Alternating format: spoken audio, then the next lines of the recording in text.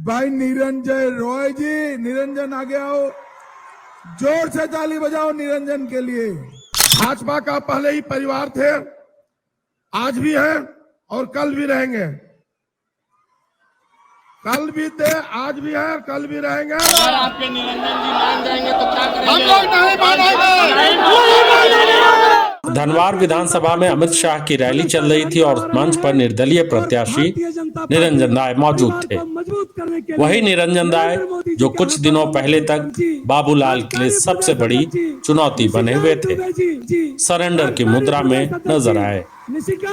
24 घंटे पहले निरंजन राय दावा करते थकते नहीं थे कि धनवार की हजारों जनता ने उनके दरवाजे पर आकर चुनाव लड़ने की अपील की थी, इसीलिए वे चुनाव में खड़े हुए हैं। अब वे चुनाव में खड़े नहीं बैठे हुए हैं। बाबूलाल के खिलाफ निरंजन राय बैठ चुके हैं। जी हां, अमित शाह ने जैसे ही मंच से निरंजन इधर आओ पुकारा, निरंजन दौड़े आए, बिल्कुल सरेंडर की मुद्रा। कुछ सोच के रखे हुए हम तो एक ही बोले कि हम यहाँ का नेता नहीं बेटा है। आखिर अगर हमको आए और जनता हमको जाके घर पर 10,000 जनता खड़ा किया कसम खा के कि आपको खड़ा होना होगा, हम भी कसम खाया, जनता भी खाया।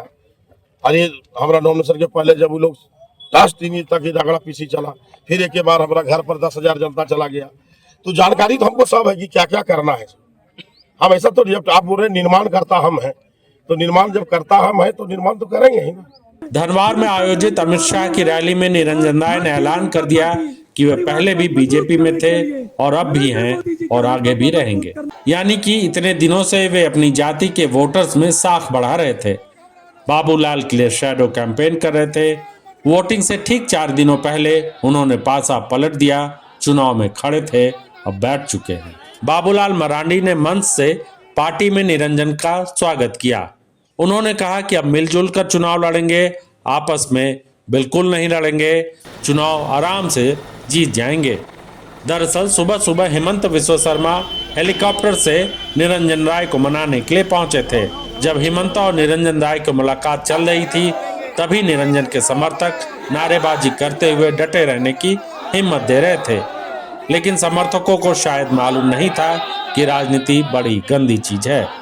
जिस बाबूलाल को हराने के लिए निरंजन राय दिन रात एक करते नजर आ रहे थे, वे असल में बीजेपी के ही प्रत्याशी थे, शैडो प्रत्याशी। सही वक्त आया और निरंजन राय बैठ गए।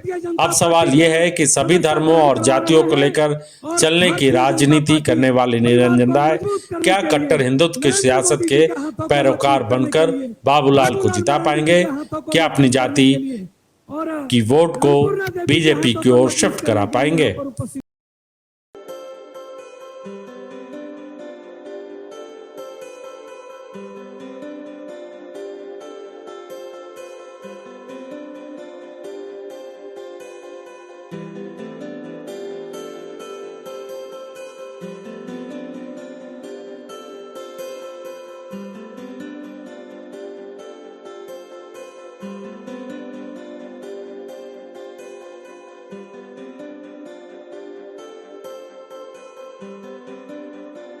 Thank you.